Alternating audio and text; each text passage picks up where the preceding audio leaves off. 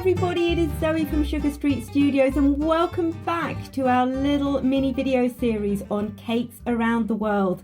Today we are in the good old US of A for a modern classic, the red velvet cake.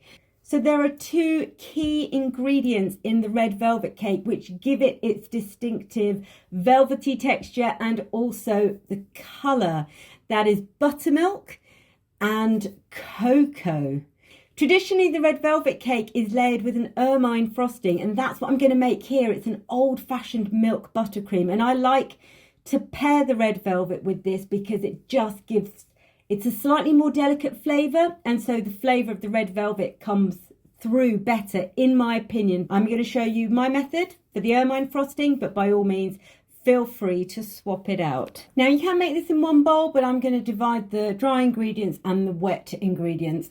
So in that bowl I have 275 grams of plain cake flour, to which I've added 2 tablespoons of cocoa powder and a teaspoon each of salt and baking soda. I'm going to set that to one side, and then my wet ingredients are 250 ml of buttermilk and a teaspoon each of good quality vanilla extract and apple cider vinegar. Whisk and put that to one side. And then in my cake mixer, I have 225 grams of soft unsalted butter and 340 grams of golden caster sugar. And I'm going to beat those together with the paddle mix until they are soft and creamy. This beating phase can take 5 to 7 minutes. So really take your time and make sure that they're very well creamed together. Once they're well creamed together, you can then add 2 whole eggs. I add them one at a time, scraping down the sides of the bowl as I go to make sure that everything is really well combined.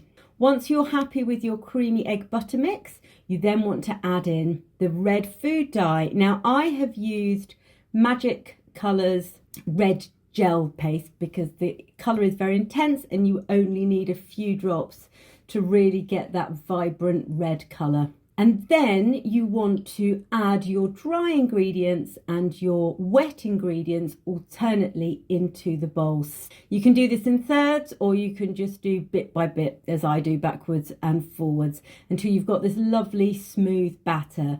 Now this mix, as I said earlier, will make a 2-layer 8-inch cake, in which case divide it into 2 pans, or I am going to do a 3-layer 6-inch cake. Now I'm weighing my batter because I only actually have 2 6-inch pans. So I want to put 1/3 of the batter into one tin and 2/3 into the second tin. I will bake that second cake for a little bit longer and then split that into 2. You then want to put your cakes into the preheated oven of about 180 or 160 fan for about 25 minutes. If you are baking deeper, like I am with my second one, you probably want to add an extra 5 to 10 minutes on that baking time.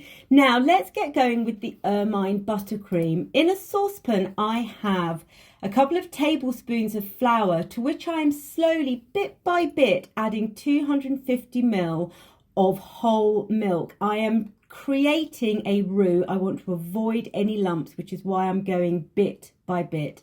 Now, ordinarily I would actually do this over the stove and then continue to stir over the stove as it thickens, but I've just shown you off the stove here for purposes of the tutorial.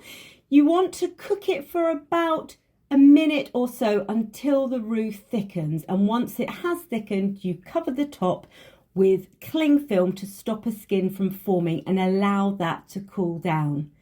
For the rest of the buttercream, I have a block of butter, 250 grams, and the same amount of white caster sugar, which I beat together until creamy. Once it is creamy, that's when I add in slowly my roux, and I will beat that until it's really smooth.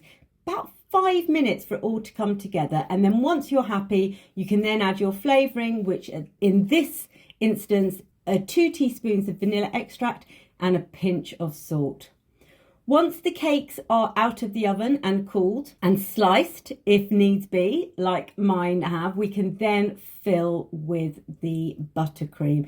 Now the amount of buttercream that I've given you will fill and top a 3-layer 6-inch cake. If you want to then cover the sides of the cake like I have here and then maybe pipe some extra bits on the top, then you probably want to double the amount of mixture that you have. So I've layered my cakes up and I'm just doing a very fine crumb coat here, and then I'm going to put the cake into the fridge for an hour or so just to set up and just to become nice and firm before I finish off with my second layer of buttercream. So I've just come back in here with the video. This was done the following day. I'd already put a couple of layers of buttercream on, and I'm just finishing off the top of my buttercream and smoothing it down with a scraper and a small spatula. With red velvet cakes, if you find that your cakes have domed, you can cut the tops off, crumble those cake crumbs and decorate the sides of the cake with those red velvet cake crumbs, or you can just take a little bit of extra buttercream like I have here, and I've coloured that up with a little bit of red food colour and then just added a little bit of detail onto the bottom of my cake. But really, this is all just optional extras. And there we have it, the classic American red velvet cake. And you can see that when you cut into that, you're revealing these beautiful dark red cocoa-y velvet layers with a lovely gentle vanilla buttercream. It's a real party favourite, this. My children absolutely love it. It's a real classic flavour now for birthday cakes and wedding cake. I hope you enjoyed that, guys. The recipe is below. Don't forget to subscribe to the channel or come and join us over at sugarstreetstudios.com for more cake recipes, cake art and cake tutorials. Bye!